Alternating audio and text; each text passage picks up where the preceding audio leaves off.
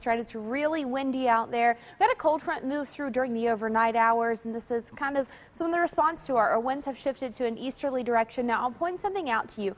Earlier this morning, the winds, especially along the Treasure Coast, were a little bit higher. Currently now at 13 miles per hour out of the east, still 18 to 22 miles per hour from Boca up into West Palm. As that cold front moves farther away, we're going to have less interaction with that, and that's going to mean our winds are going to calm down a little bit for the later part of the day.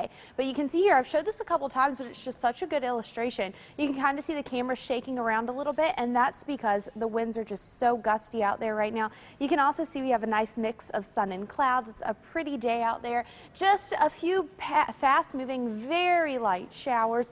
Not a whole lot going on in terms of that, and that's going to be the same story as we continue through the rest of the day. But take a look at what happens as we head into the overnight hours. There's going to be a warm front pushing into our area, and that's going to help to spark up some rain and storms out in front of that frontal boundary. So after midnight, as we head into very, very early Thursday morning, especially along the coast, rain and possibly a few rumbles of thunder associated with that warm front, and then just a very isolated shower chance for the rest of your Thursday.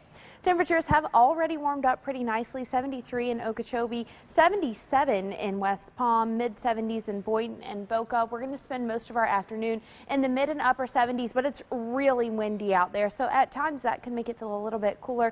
Going to have a nice mix of sun and clouds, so it's actually going to end up being a very nice day. With that being said, if you have beach plans with these winds out of the east being so strong, we do have a high risk of rip current. So you need to keep that in mind. The surf is going to be building as well, eventually to overhead sets as we head into the afternoon.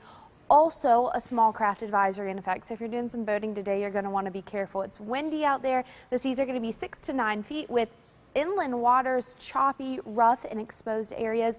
So maybe not the best day to take a small boat out there. Highs today in the upper 70s and lower 80s. As I said, gusty winds are going to continue. However, they will begin to die down for the later part of the day. Overnight tonight, as that warm front moves through, we're going to have the chance for a few showers and storms, but that's mainly going to be after midnight along the coast.